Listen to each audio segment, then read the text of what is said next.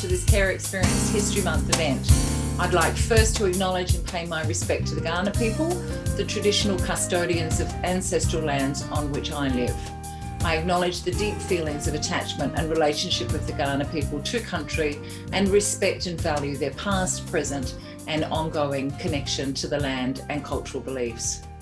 Care Experience History Month 2022 builds on the first ever Care Experience History Month last year. It was the initiative of Who Cares Scotland, a Scottish organisation working with care experienced young people and care leavers across Scotland. Who Cares Scotland invited activists and allies from around the world to commemorate the history of care experienced people in their country.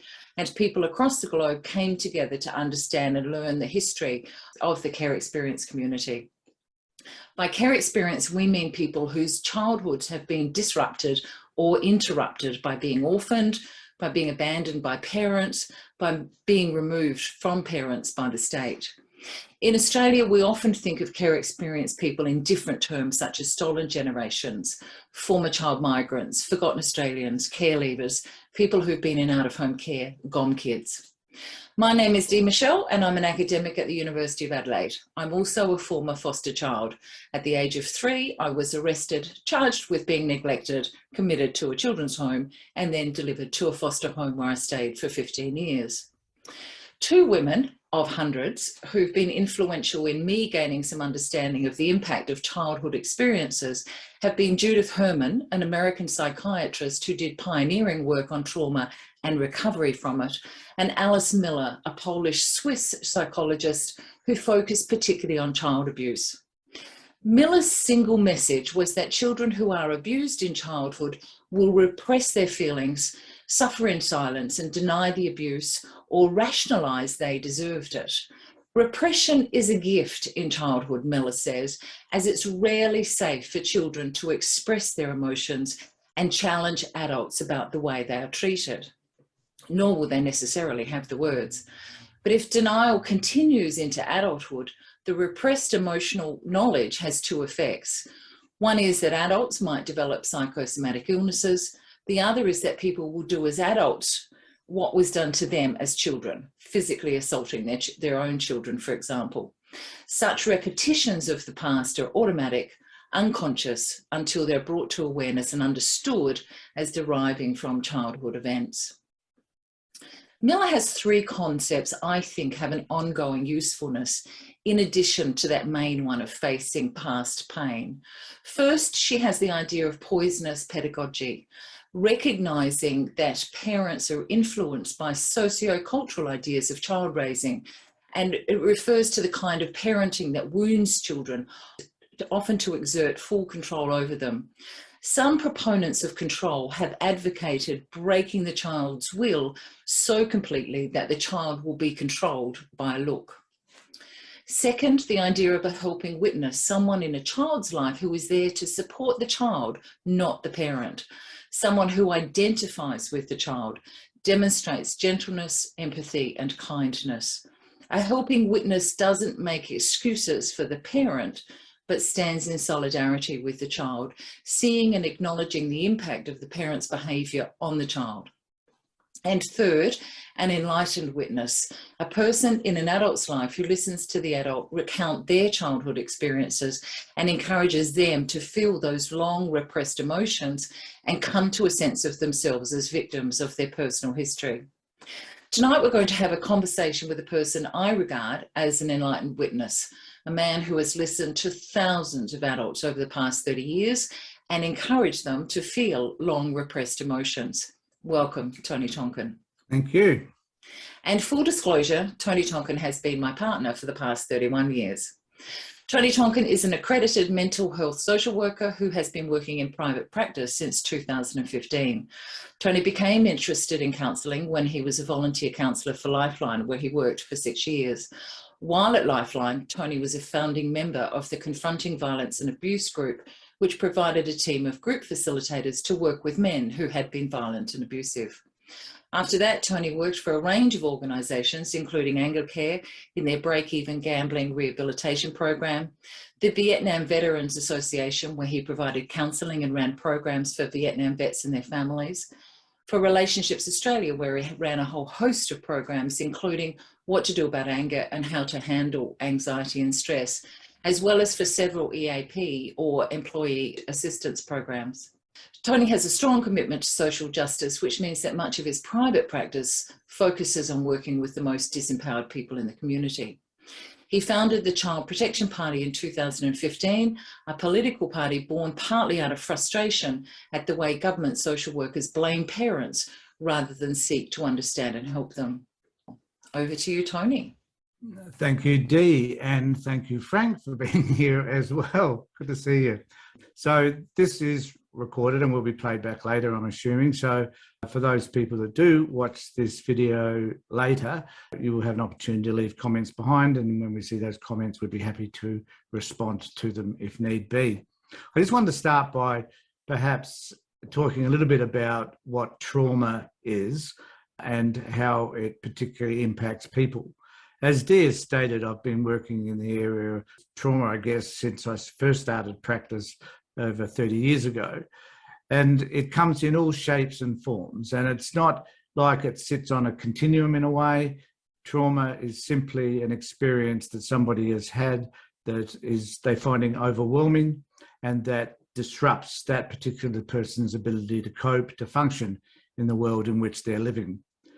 When it is repeated and extreme, and that occurs over a long period of time, or is perpetrated in childhood by caregivers, it is called complex trauma. I personally don't like the word complex because that often infers that it is something that's very difficult to deal with, and therefore it tends to present as a challenge and as something which perhaps for the therapist, for those people working with a client, a lot of work has to be done. And so it tends to have a negative connotation, I think. The same thing applies when people refer to issues as being extremely complex, or there are complexities there, because it often says that sometimes that I have the solution to this problem, whereas you may not because of the complexity that it sits around the issue.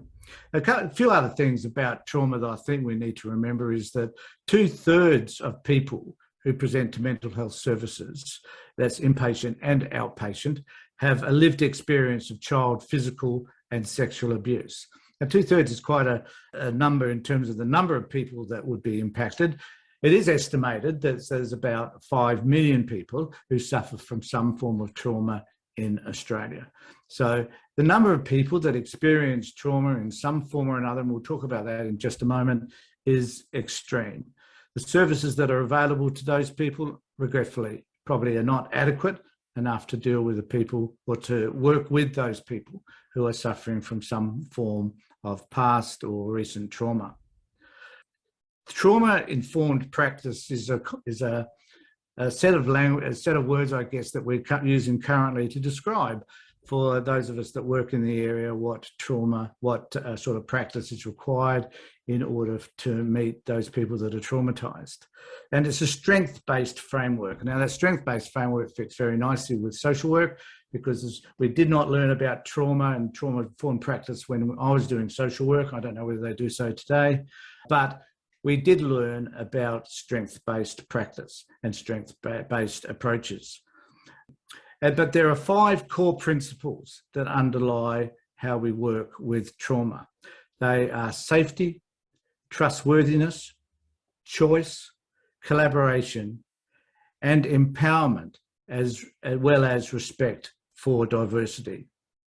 Now, trauma-informed practice, like hopefully all practices, should do no harm. And I guess by that, we're meaning that they don't re-traumatize people by having that conversation about their trauma. For years, when I was starting out in practice, it was suggested that you shouldn't discuss or talk about someone's trauma unless they gave you permission to do so.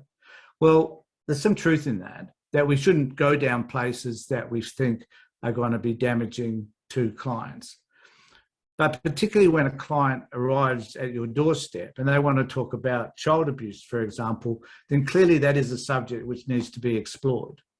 If they're talking about other issues that sit in their lives, which we suspect are related to their childhood, then clearly we need to go down that path also and explore what it is from their childhood that's impacting the present.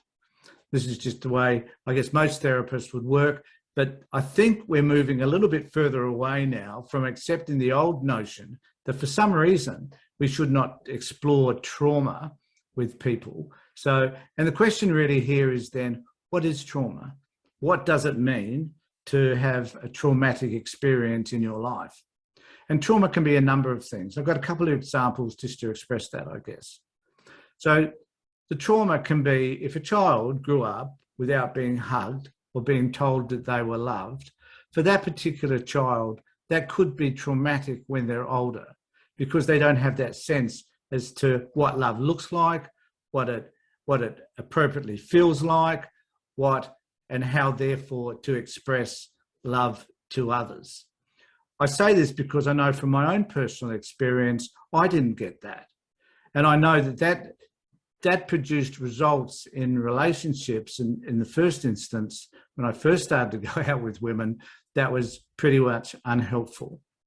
And as an adult, though, I was able to address those issues and make sure that my behaviour was not I was not emulating my father's behaviour, I guess. But I was at least able to recognise that simply that was, to some extent for me, traumatic, not to have that sense of love in my life, to have a father who I couldn't work out was proud of me or not because he never told me. So the question for me, what did that mean? Fortunately, and thank God for going off and doing social work and for meeting my current partner, I was able to work through those particular issues. So I guess we could argue that that's one set of trauma.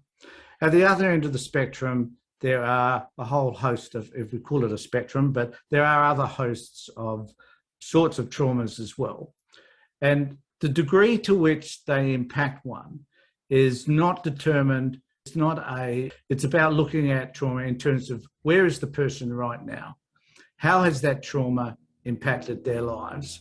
And how are they functioning or coping as a result of the trauma that they've experienced?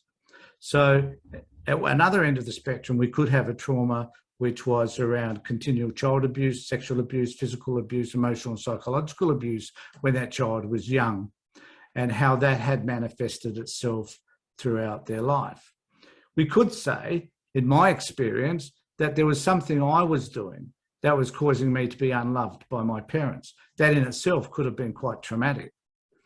For a person who has been sexually abused, physically and so forth when they're young, they get a completely different message about their value, a more impactful message, if you like, about who they are and how they should interact with the world.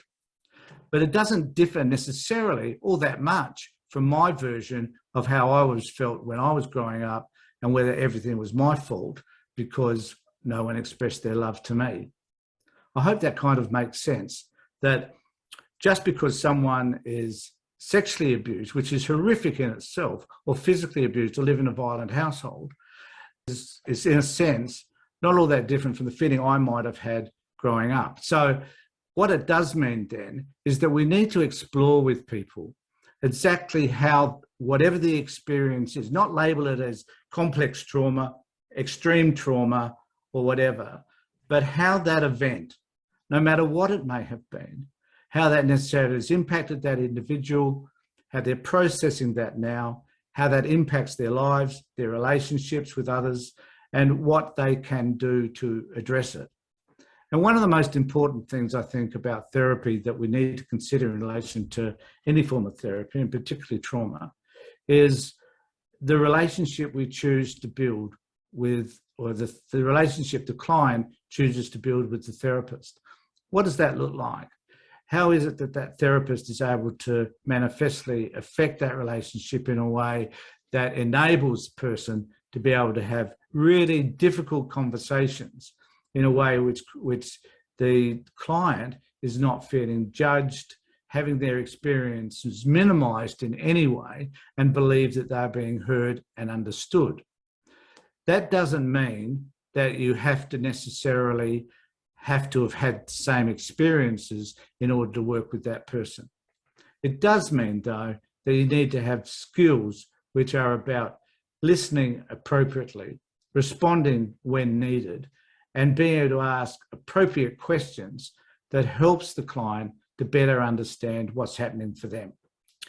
In my practice, one of the things that I focus on primarily is around where a person is at emotionally. How is it? How would they express their emotions today? What language would they use to describe the feelings that they have that are impacting their lives? I've developed a technique, in fact, which explores a range of emotions, not just the 2 or 3 that most people tend to want to use to describe how they're feelings, but actual feelings that people can relate to once they discover the language that they use. And I've done this many, many times. I've been able to ask people to explore a list of words that describe emotions, and they come across certain words that resonate with them, words they wouldn't normally use. They'd often say, for example, I feel hurt, or I feel frustrated, or I feel angry. But they may not use the word, for example, I feel betrayed. And sometimes that word, that singular word, can trigger an emotional response in them that surprises everybody, particularly them. And following from that, there can be an array of feelings that are expressed, usually tears, sobbing, that in that moment, often the client will find them in that traumatized event and what that means to them, and be able to, for the first time often, to articulate the meaning behind the experience that they've had, which they haven't been able to express all of their lifetime. So I've got more I can say, but if there are any questions. Perhaps a comment, Tony, thank you so much for that, and Dee for your introduction, which was very useful and enlightening. I take what you say about the complexity of understanding the severity of an event, mm-hmm. and then somehow or other making an assessment of the impact of the event. Yep. And it seems to me that, I know you don't like the word complex, but it seems to me extraordinarily complex to figure out the relationship between the severity of an event and the severity of the impact of the event. I have in mind of course, the National Redress Scheme, where people are asked to describe the event that's traumatized them, and then to themselves assess or give an understanding, express an understanding of the impact of the event. And I just scratch my head and think, how can anyone do that? Every situation is unique. Just take the question of child rape. It seems to me that if a child is raped at the age of 15, compared to another child who's raped at the age of 5, you can't talk about rape as a concept without understanding the really significant differences in the context. In this case, age. You raise a fabulous point, mate. That's often been raised as well with me. And what I've come to realize is that when a child, and psychologists will tell us this as well, that when a child is extremely young, it isn't that they don't have feelings. They do. The problem with it, of course, is they don't have language to match the feelings. So the expression of what happened to them when they're young is impossible. So when they're older, though, and they get that list that I provide for them, they can often find the words now for the first time to describe this experience way back then. And that's where the emotion comes in. So the emotions are present with them all the time. Yeah. And then suddenly they find, like a ray of light, that they can start talking about those feelings that never ever been able to articulate because they didn't think they could, to suddenly finding a way that they can. And the remarkable thing about that, Frank, is that sometimes it takes just one word to be able to bring out the emotion that's been sitting in someone their entire life. Yeah. Does that make sense? Yes, it does. And I immediately think of the National Redress Scheme, where there's a list of words which the application form provides for people. And I no doubt it's well intentioned, but it seems to me the wrong list. You're probably right. You know, I don't think, what was the example you gave when you were talking about your words? I can't remember the exact word, but it struck me as being a good one. because it opened up. It was betrayal. Betrayal was the word I yes. used. Yeah, that's a fantastic word, because I think so many people, and particularly young people in care, would have felt betrayed because they were taken from parents because they were in danger and then supposed to be safe, but they were betrayed. That seems to be a much better word than some of the words on the list, which is so generalized, like mental health. Oh my God. People are supposed to say that it's had an impact on mental health. Well, you know, circling that word or the cluster of words doesn't tell anyone anything. No, it's nondescript. Yeah. Yes. I think the other word that's often important to people, I think, is shame. Oh, yes. So sometimes, you know, as a therapist, you understand what words and language best fit. You don't always get it right. And so reflecting back a word that may fit with the story you're being told is often integral in terms of the healing process for a client. So in other words, instead of going through that list that I've got, you can choose a word that you think relates to that incident, and a person will respond by saying, yes, that's it. That's just it, you know, and then they start to express that in ways which, and they start to talk about it. So it opens up a whole host of other stuff, because when a person identifies the word, their experience back when they were much younger, and the word that they used to describe whatever was happening to them back then is in some instance still present today. And shame is a good example of that. So there might be very things that they feel ashamed of themselves, ashamed of their behaviour, ashamed that they can't get the right job, or that they're unemployed, or they're on benefits, or that they're disabled, or in a bad relationship. So there's lots of things that they feel ashamed of. And the degree to which that shame has intensity is not always about the event that's happening to them now. It's about an accumulation of shame, if you like, from the day one, the first time they felt shame, and how that has accumulated like an onion layer over years, and it just got more and more intense. So the experience that they're having now around shame, which is expressed in choosing bad relationships, drug and alcohol use, mental well-being issues, bad relationships generally, unemployment and other things, all gets unpacked in that, and I think in that one incident. So once we understand where that comes from in the beginning, we can spend a lot more time significantly unpacking all those other issues that may sit around that feeling that are happening to them today. And I find that, and clients generally find that, quite a helpful process. No, I was just going to say, it's a very powerful emotion, isn't it? Shame. Yeah, it's one of the most powerful emotions there is.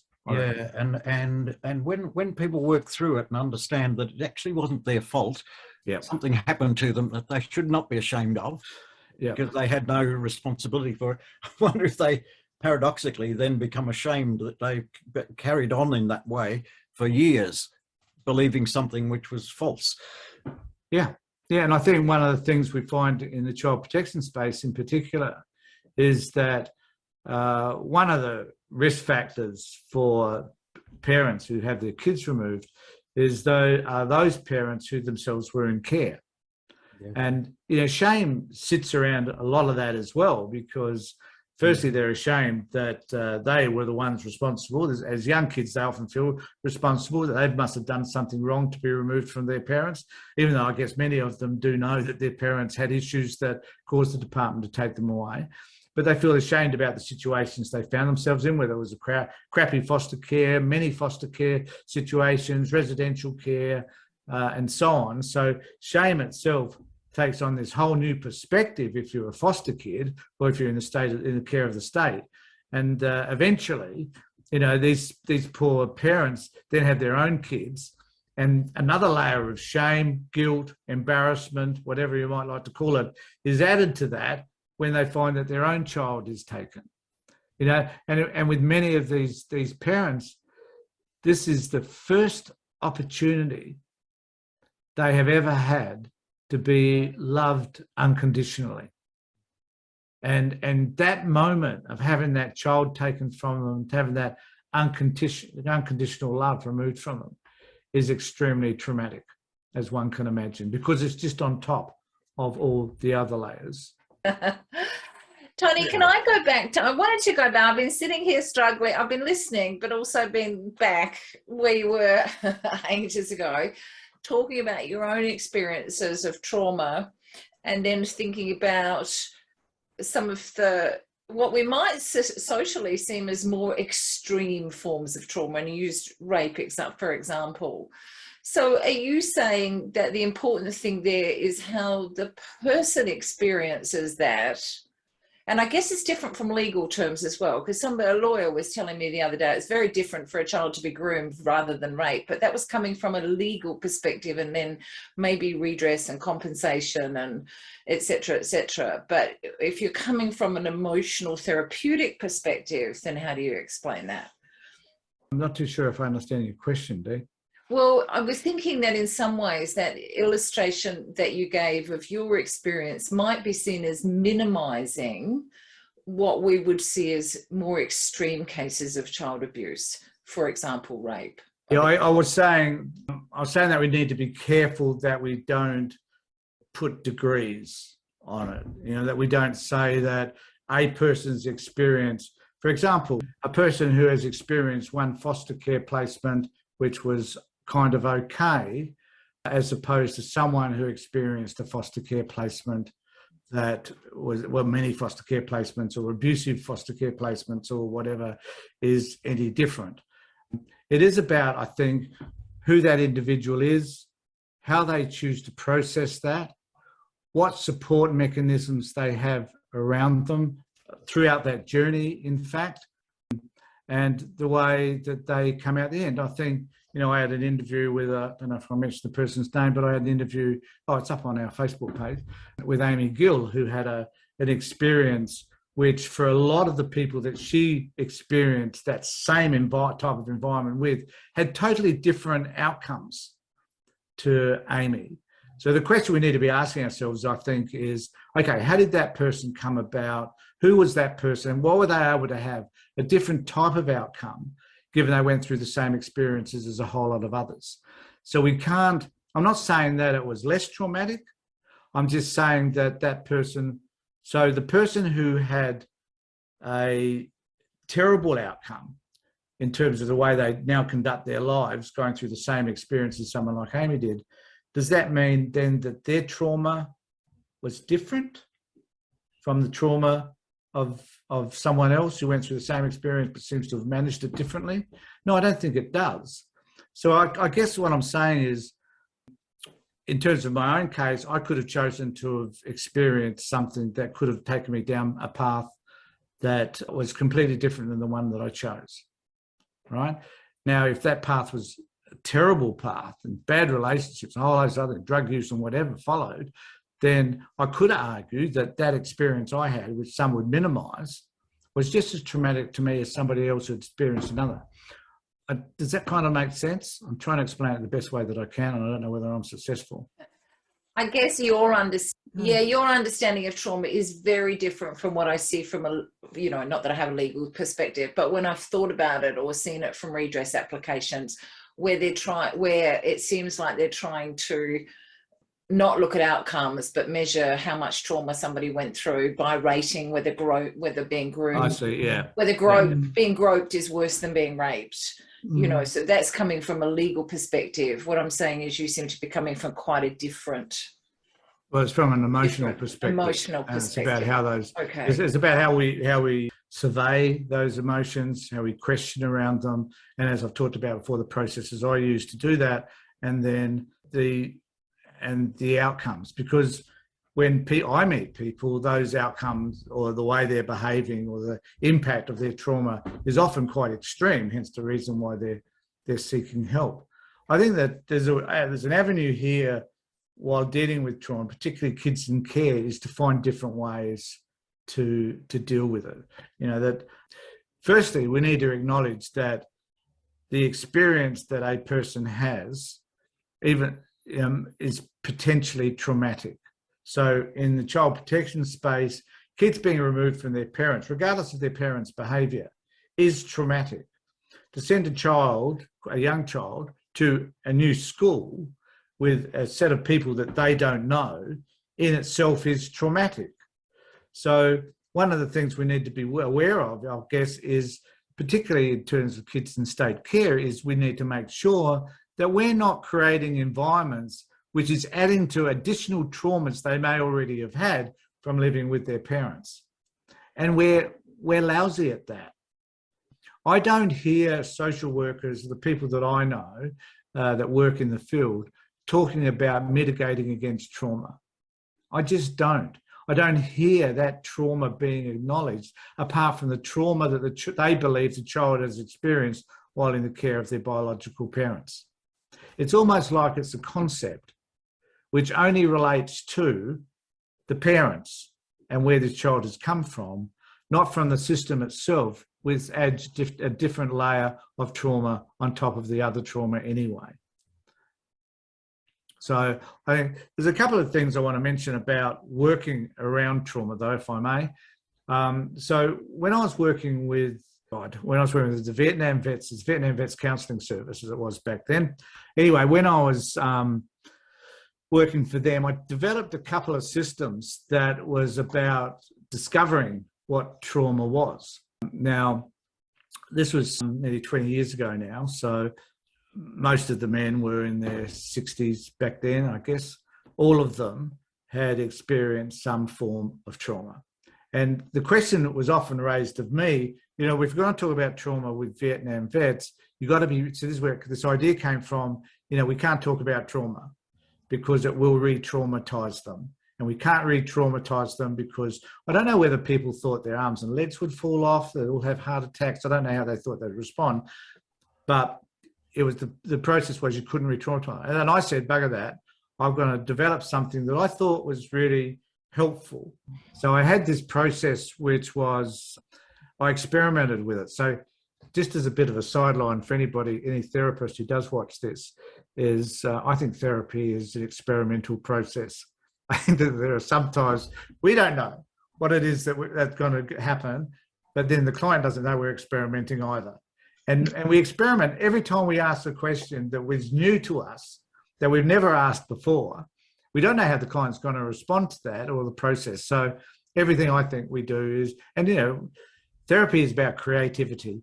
So you need to be creative in the process to get the best result that you can, I think. So in one of these groups, I was thinking about how can I best find out, now how can I get to an emotional level that is significant and reveals stuff to people. So the lifestyle program that I was running for the vets ran for 6 days. So I decided on the third day, I was going to try something that was different. I had this theory in mind, but I didn't know how it was going to work. And so what I did was they were with their partners, most of them. So there would have been 20 people in this group. So we're in a large circle, all sitting, you know, the male, the female, and so on. And I said to them, I've got 2 questions to ask you. All right.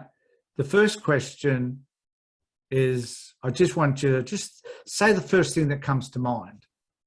So remembering this purpose of this exercise was to find a way to get to them at an emotional level so we could have a conversation about their emotions, which we couldn't do with these men because they were so closed. And for me, it was impacting their relationships with their partner, their kids, everybody. And the idea of this program was to try and get some stuff out. And we were struggling. So I thought of this idea. Anyway, I said, the first question that I'm going to ask you, and I want you just to think about the first thing that comes to mind and then talk about it. And the first question was, this is what I do, I'd say, what is your greatest fear? And then I'd be quiet. And then I'd say, after a few minutes, a few seconds actually, while I thought about that, I said, we'll go around the group. And so we went, you know, around the group, and people would say, oh, my greatest fear is, you know, heights, or my greatest fear is losing my partner, or my greatest fear is, you know, losing one of my kids. So they'd go around, they'd talk about their greatest fear. And then I'd say, I'm going to ask you another question. This time, I'm not going to go around the group. I'm just going to sit and wait for you to tell me what your answer is. And I'd say, I want you to think about the saddest thing that's ever happened to you in your life. And we'd sit and we'd sit. And then someone would say something. And I remember one particular guy who said, I've never talked about this before. The family was out on a family holiday, and we were attempting to cross a creek. And the creek was deeper than I thought. And the car got swept away with my wife, the 3 kids, and me in it. And we were trying to get out of this torrent. And the kids and the wife were getting out, and I had a baby who was only a few months old. And I had the baby in my arm, and the water was rushing so strongly that I couldn't hold on to him anymore. And I had to let him go.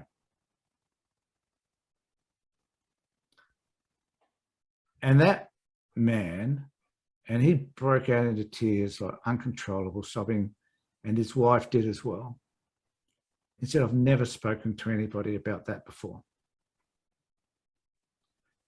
And that was kind of a pivotal moment for him, to be able to talk about that trauma that sat in his life. It had nothing to do with being a Vietnam vet, I hasten to add, but it was impactful because it had a lot to do with him and his family and how he behaved around them, because he never wanted to let go of his kids. Interestingly enough, when I was reflecting on this earlier today and his situation, from that moment on, they adopted kids. They had what we call the United Nations group of kids. They were from kids from all over the world. And my guess would be, because if you have your own kids, you might lose them. So it's easier, safer for them, I guess, emotionally to adopt them. So that was one of the stories. I just wanted to recite another one, if I may. There was and this was in the same group, funnily enough, I think, but this happened in lots of groups that we did. So I was doing the same thing. We went around, what's your greatest fear? What's your saddest thing? And this guy, I'm going to cry when I talk about this, because I still get emotional when I think about it.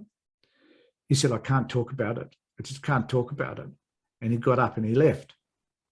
And I went out, and there's this pergola at Hundorf where we were, and we stood under the pergola. And I was co-working, so I had another worker who took over the group. And we went out under the pergola, and he told me this story, which I will never forget. So this is about, I think, I'm telling you this because this is about types of trauma. Guy that lost his kid, nothing to do with Vietnam, how it impacted his life. And this is about something about Vietnam. And he was a policeman, so he was in military police. And part of his role, so he was sort of a Secret Service type dude, and his role was to transfer money to the Vietnamese. I think it was a bit dicey. I think it was in exchange for cocaine, incidentally, or something like that. I don't know. He did tell me. The point was, he was supposed to meet someone in one of the major cities in Vietnam, a friend of his, a colleague, and they were going to do this exchange, and they had to meet with somebody else. and he was late. And when he arrived, he found his friend in this room and had been injected with battery acid, and was pleading with this person to kill him because he was in so much pain. It was his best mate, so he shot him. And he'd never talked to anybody, never told anybody else about this. This has been a secret for what would be then 30, 40 years, I guess. And we hugged, we cried together. And it was, to me, therapeutically, it's just one of the most beautiful moments you can have when someone shares a story with you that they've never shared with anyone else. And that night, he and his wife were at the verge of breakdown. The reason why they came along to this particular course was they wanted to recapture their relationship. They wanted something that would help to rejuvenate it, or otherwise it was over. And she'd planned that. She said, if nothing happens here, I'm leaving him. That's it. And so that night, he went back to his unit. They spoke for the first time in their relationship until the earliest hours of the morning. He told her about this story. They discussed the reasons why he behaved the way he did, why he was angry a lot of the time. And I met with him sometime afterwards, and his behaviour had significantly changed. It still wouldn't have been what I would class as the best, but it had changed because of that one moment. So my point is, when people have an opportunity to talk about their trauma with someone that actually cares, it makes a difference. So when we're talking about trauma-informed practice, and we're talking about qualities such as safety, as I said earlier, trustworthiness, choice, who it is that person chooses to work with, collaboration, who do they choose that they're going to work with that they think the client will trust, and empowerment. And the other word I'd like to add to that is non-judgmentalism. Not to judge a person based on their race, their colour, their service career, that they killed people, the fact that they have deep emotional hiding places inside them somewhere that just simply need to be uncovered is all that we need to do.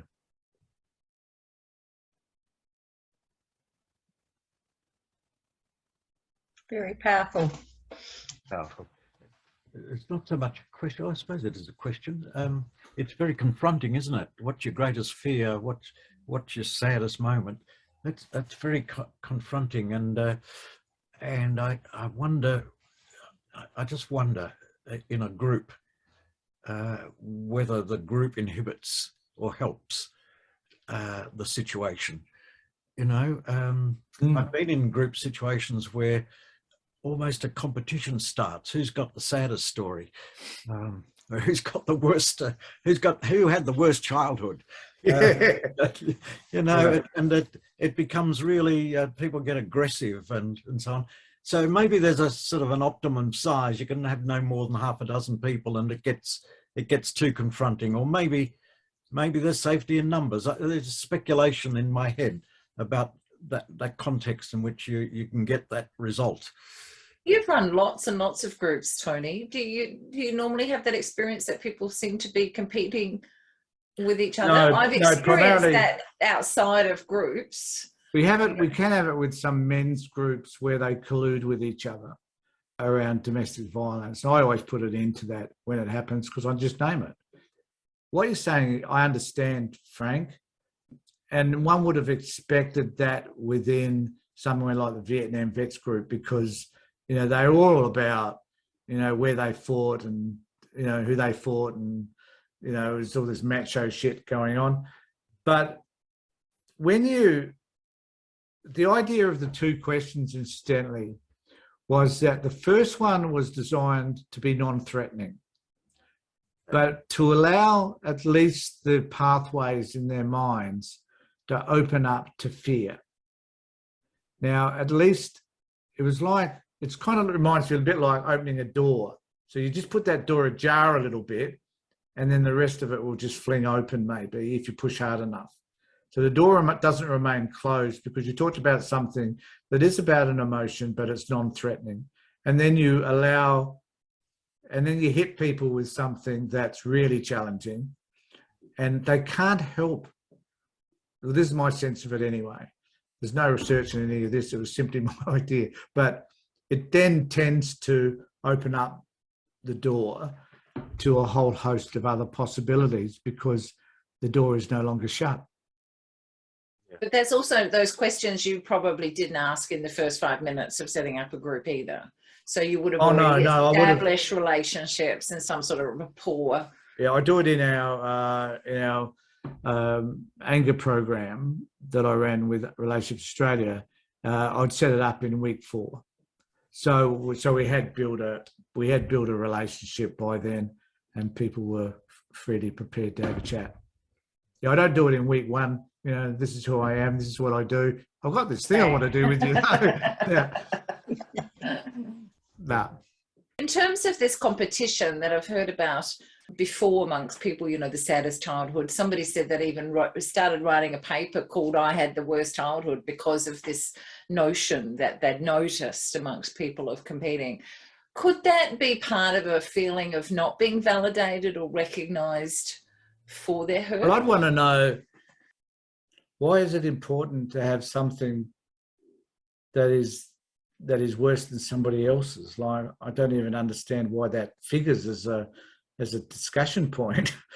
And if I notice that competition happening in a group, I'll be questioning as to why it's happening at all.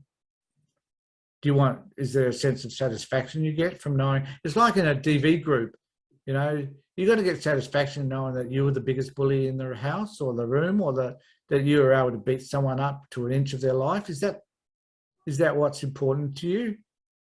You know, like, you know, in DVs, it's about what damage you're doing to others, and whether you're empathetic towards how that impacts other people, women and children particularly. So I don't understand how anybody within any group would like to think that their behaviour not behaviour in this case, but their experiences are more important than somebody else's experiences. I think that's unhealthy for the group to start with, that there should be a competitiveness between experiences. Because Tony, the groups that I'm thinking of were fairly new, and most people in the room didn't know each other very well. And I wonder whether it was just, you know, establishing yourself in the group. You know, I've had a worse story and so I'm important in this group, or you will accept me because of my terrible, terrible childhood. I've not seen it happen in groups that know each other very well. So it's almost like staking their claim, if you like, on the group in some way. Yeah. Yes, and also the size factor. I mean, the couple that I'm thinking of, the really bad sessions, had about 25 people, and the idea was to go around the circle and you each tell the story, and it was just too many people, I thought, and I just thought it, you know, if it was half a dozen or 10, that kind of thing might have been reduced. Yeah, and it's an interesting group work technique too, because what I would do in a large group would be to ask anybody who has a story to tell. And so I'd choose, perhaps if there are 5 or 6 of them, that would be fine. And then I try and look for the person who looks least likely to want to tell their story. And I ask them to tell theirs. Because then you give the message to the group that it's fair for everybody, not just those people that have got the loudest voices, you know? Yeah. Yeah. Can I ask a question, Tony? Sure, Priscilla. Thank you. In my arrogant, uneducated way, but do you think that genes have anything to play with how we handle past trauma? That's a really good Trauma. question. I was going to talk about that earlier, but I didn't know what was going on. So, intergenerational trauma. There is some evidence now, I believe. I can't bring it out and cite it for you right now, but there is some that will suggest that it does affect a person's chromosomes over a period of time, as does everything, really. I mean, our environment determines who we are, and our environment, if we live in it long enough, will change certain aspects of our chromosomes. So certainly that has been true. And they will argue. But I would argue, though, that at best it would be 10% at best. Because we know that that applies to mental illness as well. So I was thinking more in the lines like, well, I would say that the three of you have come from good genes. And I'm talking about the parents and that, right? That's the genes I'm talking about, not from the damage from trauma. International, all right. So you think about like DNA? DNA, that's probably a better way. And so why would you say that the three of us come from good DNA? Because I can tell you, most people in my background wouldn't have said that my DNA was very good at all. Oh, mine, Priscilla. On the contrary. Well, it's how I perceive you to be as people. Okay. But I would suggest that's because, well, I clearly come from good DNA then in that case. No, there are bad people out there that come from good families, though. And there are, what we will see good families, whatever that means, upright, outstanding families, but who are just terrible, terrible, terrible people. There are lots of people out there that come from good families who are psychopaths. So I don't think that the good family argument actually washes, Priscilla, at all. So good genes has nothing to do with it? No. No, because okay. I don't think good genes necessarily breed good behaviours. I don't think bad genes breeds bad behaviours either, quite frankly. The argument is difficult for another reason, and that is, what can you do about it? I mean, you're born. You don't choose your parents. Exactly. No. Yeah. So, so you discover that you've got bad genes. So what do you do next? Well, you do, it's like having a gene. I reckon there's a gene that affects people. No, I don't know that you know that you've got bad genes. If you have, so obviously I'm saying that I haven't got bad genes now too. Yeah, well, I think it's like if you have a gene, for example, that will say that you're potentially an alcoholic. Well, if that's the case, don't drink. Yeah. Like if you've got a gene that says you've got a potential towards violence. Or you can use it as find ways to manage your anger. Well, that's the type of genes I'm asking about. Yeah. Okay, but you could also alternatively, Tony, use as an excuse, couldn't you? Oh, absolutely. And often you say, "Well, I just drink; it's just in my genes," Often you do. People either go one way or the other, don't they? They either copy or they go the opposite. They don't produce a genealogical report that says, this is my genes here. These genes are my bad genes, so I'm going to stick with them. And these are the good genes, but I don't want to be good, so I'm just going to choose to be these genes. No, it kind of doesn't work that way.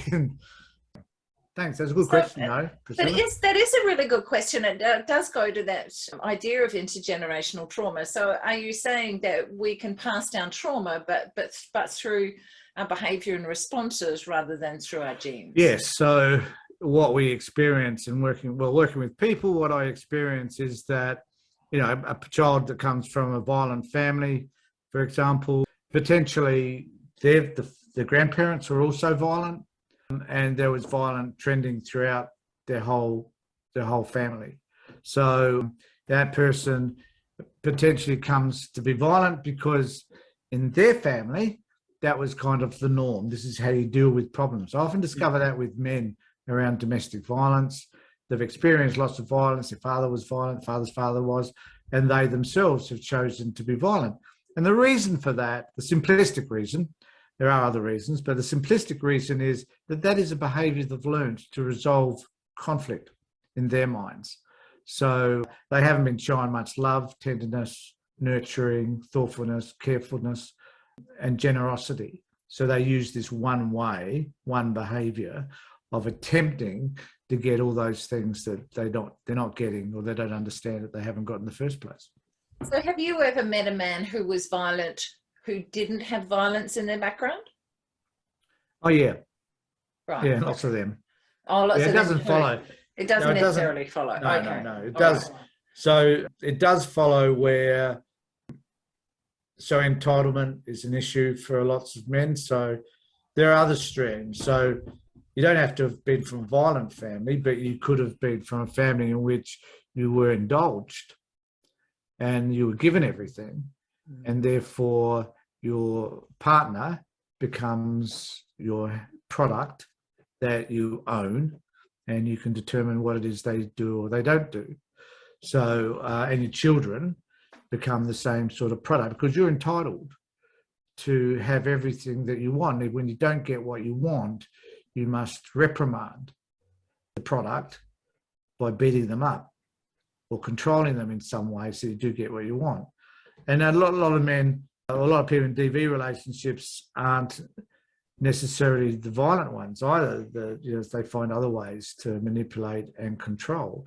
So finances, for example, a lot of men grow up believing that men, for some particular reason, have some godlike quality that will be able to determine whether or not they can control money better than these poor lowly women who don't have experience in business, because they never become successful business people anyway. It's only us men that do that. Therefore, they should be the ones controlling the money because women are inept at that. And so I think there's a lot of, and so those messages come across that aren't necessarily overt in terms of the families that these people come from. They're very covert, but their messages there all the same. I mean, I for example, knew that my father was racially prejudiced. I can't remember an incident where he was, a specific incident, but I'm assuming there must have been things said about other people that made me aware that he was. And for some time, to my shame, I can remember occupying those same thoughts in my mind. So those messages that we give our kids when they're growing up, are extremely powerful because they're coming from elements of authority who they believe and they trust, and therefore they, like sponges, kids just take that stuff in. You know, it's one of the reasons why we need to be very careful when we're talking to children about almost anything that will give them the wrong impression of how to treat others, and particularly to approach diversity. Because kids, some wonderful photographs of black kids playing with white kids, because kids don't know the difference. Colour is nothing to them. They don't recognise those differences. It's not until they hear their parents and other people talk about how terrible that person is because of their colour that their thought seems to start to change over time. So it seems to me that lots of those influences are external when you're talking about those issues around men and masculinity. They're kind of cultural, dominant cultural issues. The same with racism, which was entirely acceptable when I was a kid, versus now where it still happens, but it's less acceptable. So it sounds like they play at that large level and then also infiltrate in the home. Yeah, I think when those messages are reinforced at home, right, is the real problem. So they might be out there culturally. I don't think the issues around racism and stuff have necessarily diminished. It's a bit like saying the message around how to work with kids in care has changed. Well, it might have slightly, but it hasn't improved the system or made it better for children that are taken into care. So, I think we modify things over time, but ostensibly the same messages are provided. Kids don't matter. If you're a black kid, who cares? If you're Muslim, you need to not trust them. So, I think those messages are pretty strong. But if you did it differently at home, then the kid turns out differently.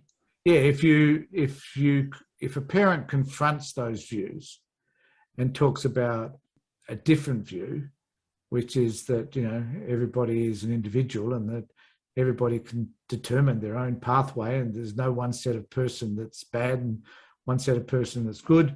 If a parent can define that stuff for their kids as they're growing up, the kids will wind up with a better balance of the world. But unfortunately, that doesn't happen. Kids stereotype people. We know that people stereotype people live out where we live, because a lot of the people out this way are on benefits and are poor. So anybody that lives north of the city is poor. I had a friend of mine who said anything north of, what did you say, Dee? Anything north of Grand Junction Road. Grand Junction Cross. He said his shrub, as if people don't live out there. His family came from a wine growing background and were extremely wealthy. I can understand why you think that. Except everything north of Adelaide is also Barossa Valley. So did you get your assessment? Yeah, so it's all very silly. I think that's the same for down Noarlunga way and that though too, isn't it? Yeah, Once north you and get south. down south too. Yeah, exactly. But I was thinking about what you said about, not much has changed and the importance of language. We started that conversation with the importance of language where people suddenly recognize something like a feeling of betrayal and how healing and how impactful that can be. And I was thinking often the language around child protection is euphemistic. So they talk about a placement breakdown rather than a child being rejected. And yet what is happening is that child is usually being rejected. So how can we make some changes there? Well, that child surely is going to think that they've done something wrong. Yeah, of course they do. Oh, I guess even if they use the word rejection, they're still going to think there's something wrong with them. And often children do behave badly because they're living in a bad situation. They're not listened to, they're not understood, they're not considered, they're not appreciated, so they're not talked to, and so they rebel, hoping that they'll get into a situation where they do have what it is that they're looking for. And unfortunately, a lot of kids go from placement to placement to placement because they never get what it is that they thought that they wanted. And no one, and this is one of the problems, this came out from a CREATE report, I think, that no one really sits down and talks to the kids and asks them what they want. And kids generally are pretty articulate about what they want, and they can be encouraged to talk about that in ways which is age sensitive and so forth. And they will only do that, though, with someone that they trust. Again, it's about dealing with trauma, because kids that are traumatised are not going to talk to somebody that's from the government, for example, particularly if you're First Nation child, you're not going to do that. And if your kid that's been placed in care and you don't like the care arrangements you've got, you're not going to do that either, because you just like to be shifted to another crappy care placement. So building those relationships is integral in terms of making sure that kids are heard and that what they want is provided. The problem we have, though, is that kids are really realistic about what it is they want. It's just that the government's not prepared to provide it. Do you have an example of that?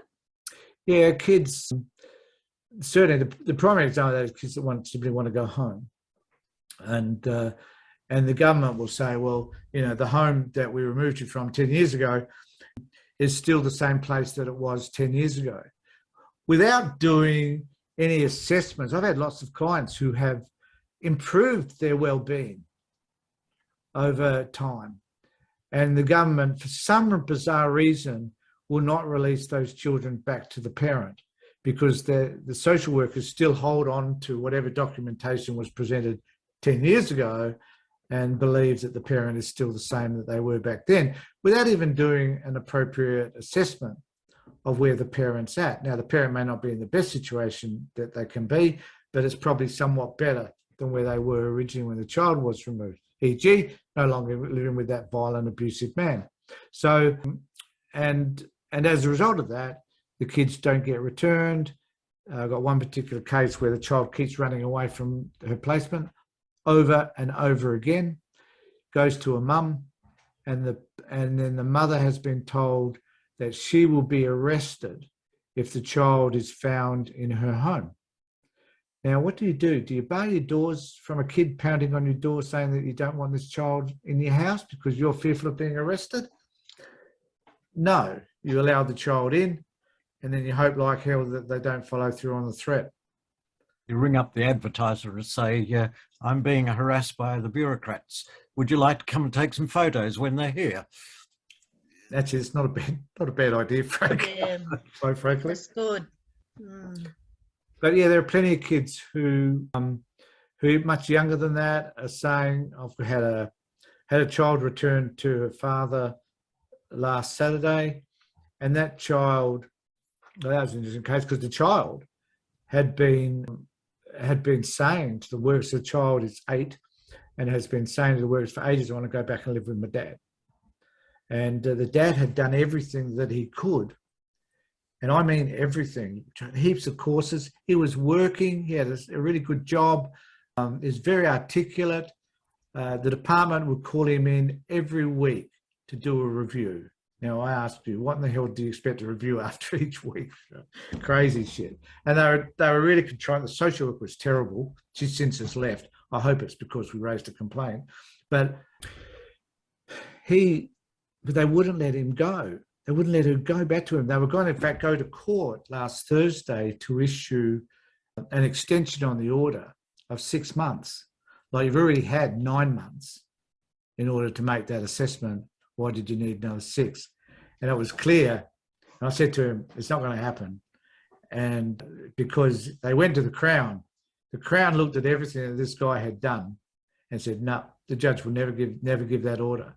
And he got the kid back, regardless. So the department pushed back all the time against him. And eventually we knew it wasn't going to work. And there are lots of parents who are in similar situations where the kid's saying, I want to come back home, but the department's refusing to do that because, and this is another completely new topic, but risk aversion for the department is a top priority. So under no circumstances can you return a kid because the department's greatest fear may be realised, when in actual fact, it probably won't. And yet I thought, silly me, that in the Nyland report, listening to children was a fairly fundamental recommendation in there. It is. And in every report, I mean, the CREATE report also said the same. There was another report that came out not long ago that was specifically about working with kids. It said exactly the same. Well, Commission on Child Sexual Abuse said exactly the same. Yeah. Yep. So if all these reports are saying the same, what's wrong with the system whereby people aren't listening to what the kids are saying? Mm-hmm. Why would they not? So it's like, I'll tell you what it's like, folks. It's like being in a DV relationship where you're asking the woman, in most cases, the victim anyway, is saying, all I want you to do is to behave appropriately and treat me with respect. But the perpetrator keeps on saying, bugger you, and she's going to keep beating you up. Because So in this case, in South Australia, your example of the perpetrator is DCP. Yeah. And your analogy with that is that the parents are the victims in this DV relationship. And have you ever suggested that to them? Yeah, I have. I have mentioned it to some workers that you're just perpetrating violence as so they're often. So when I'll bring that up is when a woman is being blamed for being in a DV relationship. And I'll say, when you talk about coercive control of the perpetrator, when you say to a client, that you can't see your kid for a week because of something that's happened, do you not think for a moment that that is applying a form of coercive control over the parent, letting them know that you're the one with the power and authority and that they have none? What's the difference between that and a DV relationship? There's no difference at all. But they do. No. I mean, there are lots of things that come to mind. I just don't know where to begin. I think of my own grandfather, who went to World War One at 18, gung ho, going to be a great adventure. He just got married. 3 weeks he was, and then off he goes overseas. And then Gallipoli was a total disaster. He was shot in the leg at Gallipoli, and then he went to the trenches in France, and he was buried alive by a trench that collapsed. And then he came home with mental scars. Obviously, he deserted when he was in London on leave. He couldn't face going back to the trenches. He was away 5 years. When he got home, he found that he had not only my mother, who he knew was coming because they were pregnant when they married. So he met her for the first time. And then, but he found that his wife had a new baby as well. No, you know, trauma is so complicated. Here's that word. Here's that word. Yeah. It's only as complicated as we choose to make it, Frank. And then, well, yes, but, you know, he was obviously in need of psychiatric help and didn't get it. They'd treat the shrapnel wounds on his back, and his leg was one leg shorter than the other. They could treat that, but they had no idea that he carried home that trauma, that is those fear of being labelled a coward, etc., etc. And then he succeeded in each child that was born saying, "That's not my child," and each of the children born subsequently went into care in one form or another. Now, how to tease out what that means and how you would deal with it. You know, hats off to anyone who can give me a solution in that sort of situation. And then that trauma begins again. So two of my sisters, two of my mother's sisters were in the Ballarat orphanage. It's the same orphanage I was in. You know, what's going on when you talk about generational trauma? I think we can often, I think, Frank, try and, you know, like we'll never get distinct answers simply because they're no longer here.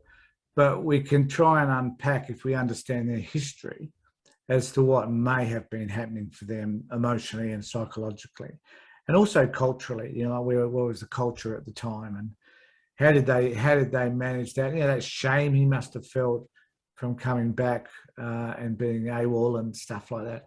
But it seems to me the least profitable line of explanation is the personalities. You know, saying it's their fault, or, you know, they should never have done that, and so on. It seems to me you've got to look systemically at that. Yes. Oh, absolutely. Absolutely, Frank. Yeah, you do. Because those of us that work in the therapeutic field, I guess, can be the ones making a significant difference. And those of us that want to work in the political field too, I hope would make significant differences as well, because of where we come from. And I think it's, you know, and listening to people like, you know, Dee, you, Frank, and Priscilla, you're the ones that are there to inform our practice in terms of dealing with care leavers. You know, you're the ones with the information, not us therapists. You can tell us what your experiences were like, and we can work with that, with you, to unpack what that was like for you. But that's the best we can do. But before that happens, though, you have to trust us. And I think systemically, in terms of organisations and government, that's one of the fundamental problems, is that social workers do not have the skills to start with, neither do psychologists, so it's not separating the two professions. But, you know, people who work in this profession do not have the skills to necessarily work with people that have experienced trauma, particularly in child protection areas. Much food for thought. It is. Yeah. So thanks everybody for being here, and those people that may tune in later on. I hope everybody gets something from this conversation. Good. Thank you very much, Tony.